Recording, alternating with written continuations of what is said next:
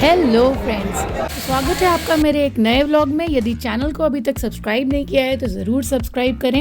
And आज मैं बात करूंगी about taking care of your self, यानी कि रीसेट, रिफ्रेश, जो भी आप बोलना चाहें। और उसके अलावा एक बहुत अच्छे जगह मैं आपको लेके जाने वाली हूँ, जो कि आने वाले सेक्शन में आपको सरप्राइज़ के रूप में आने वाला है। तो गाइज़ पूरा वीडियो आप ध्यान से ज़रूर देखना। तो गाइज़ जैसे कि आपने देखा, मौसम चेंज हो रहा है हर जगह पे, और बदलते मौसम के साथ अपना सेल्फ केयर रूटीन भी बदलना बहुत ज़रूरी है। तो पिछले कुछ दिनों में मैं ध्यान नहीं दे पाई थी, हेयर्स मेरे थोड़े से ख़राब हो रहे थे। तो आज मैंने सोचा कि मैं थोड़ा सा अपना हेयर केयर पे भी ध्यान दूँ, because hair cut is also a very important part. Hair cut एक बहुत इंपॉर्टेंट हिस्सा है सेल्फ केयर रूटीन का। एंड हम कुछ भी कर रहे हैं, अगर अपना ही केयर नहीं कर पा रहे हैं वो काम करके, तो हम उसमें भी खुश नहीं रहेंगे। इसलिए आज मैं निकली थी अपने हेयर पैम्परिंग, हेयर कट के लिए। तो गाइस जैसे कि मैंने पिछले वीडियोस में भी डिस्कस किया है कि यहाँ पे हेयर कट के लिए पहले से अपॉइंटमेंट लेना ही पड़ता है। तो उसके बिना हेयर कट मिलना यहाँ बहुत मुश्किल होता है। तो मैंने अपॉइंटमेंट लेके रखा था। तो यार यहाँ पे भी अलग अलग कैटेगरीज होती हैं, starting from 11 pound up to का तो कोई रेंज ही नहीं है। बट एवरेज एक जो है, एवरेज हेयर कट आपका 30-40 पाउंड का और स्टार्ट होता है 11 पाउंड से।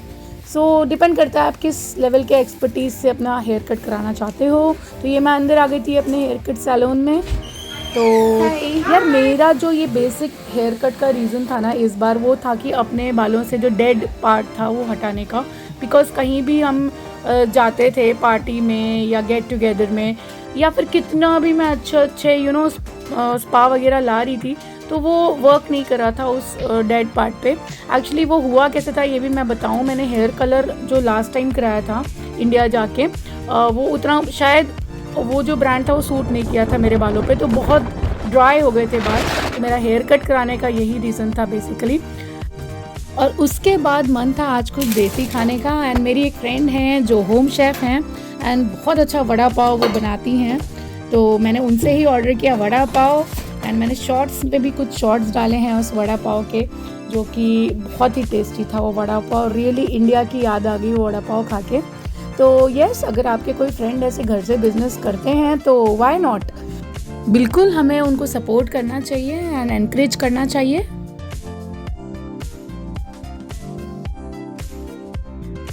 नेक्स्ट डे हम लोग एक बहुत अच्छे इवेंट पे गए थे, जो मेरी बेटी पहली बार देखने जा रही थी।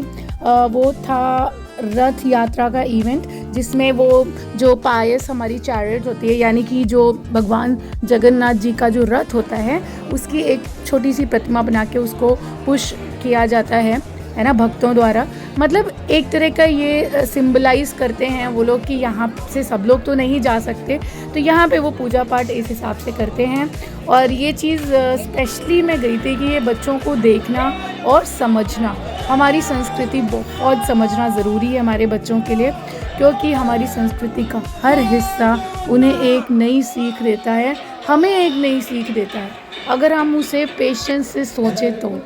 एंड ये वहाँ के कुछ बच्चे थे जो एक सांस्कृतिक इन्होंने नृत्य किया था सबके सामने। ये कुछ स्टॉल्स लगी थी, तो बहुत अच्छा इवेंट था। उसके बाद जब हम लोग घर आए तो बहुत गर्मी हो रही थी, तो वी डिसाइडेड कि आज हम लंच नहीं करेंगे, हम कुछ अलग सी चीज़ खाएंगे।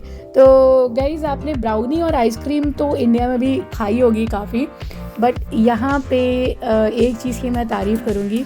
यहाँ पे हम लोग बोलते हैं कि ये इंडियन स्वीट्स तो खैर कम मिलती हैं, बट जो इनकी स्वीट्स मिलती हैं यानी कि केक वगैरह, वो बहुत ऑसम होते हैं टेस्ट में। तो ये मैं चॉकलेट ब्राउनी लाई थी विद ये गिनाश था इस पर, और हमने डिसाइड किया कि हम आइसक्रीम के साथ खाएंगे। तो बाई चांस आइसक्रीम भी एक्चुअली ये कैरेमल फ्लेवर की हमारे पास थी, वैनिला थी नहीं, बट ठीक है अभी जो है हमको तो खाना ही है। तो ये सॉल्टेड कैरेमल वाली जो आइसक्रीम थी ये हम लाए थे सुपर मार्केट से, 2.5 या 3 पाउंड की पड़ी थी, यानी कि इंडियन रुपीज़ में आप 300 अप्रॉक्सीमेटली लगा लीजिए। तो इसमें देखिए सारे डिटेल्स लिखे रहते हैं कि किसे ये खानी चाहिए, किसे नहीं खानी चाहिए, एलर्जीज़ के बारे में। और हम भी सारे इंग्रेडिएंट्स पढ़ते हैं, क्योंकि कई सारे ऑयल्स एंड मतलब चीज़ें होती हैं जो हम कई बार नहीं भी खाते हैं किसी रीज़न से। तो यस, अब हम ये केक निकालेंगे। गरम हम नहीं कर रहे हैं इसको, ब्राउनी को, क्योंकि ऑलरेडी बहुत गर्मी थी तो मैंने गरम नहीं किया था। यूजुअली इसको हल्का सा अगर वार्म करके आप आइसक्रीम के साथ खाओ तो और अच्छा लगता है। एंड मेरी बेटी तो चॉकलेट देख के वो एज़ यूजुअल सारे बच्चे, मोस्टली बच्चे आई मीन, तो उनको आइसक्रीम भी नहीं चाहिए थी, उनको सिर्फ ये चॉकलेट ब्राउनी चाहिए थी। तो वो सिर्फ चॉकलेट ब्राउनी खाएगी और मैं और मेरे husband chocolate brownie with ice cream.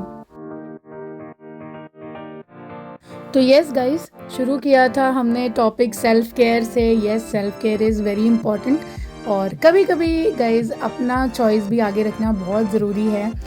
जैसे मेरी बेटी को चॉकलेट आइसक्रीम पसंद है, हम 5 में से 3 बार चॉकलेट आइसक्रीम लाते हैं, बट आई मेक श्योर कि बाकी 2 बार मैं अपने हस्बैंड के पसंद की या अपने पसंद की भी लाऊं। ऐसा नहीं कि हम खा नहीं सकते उसके पसंद की, बट इशू है कि उसको भी सीखना चाहिए कि एक परिवार में सबके पसंद को महत्व देना कितना ज़रूरी है।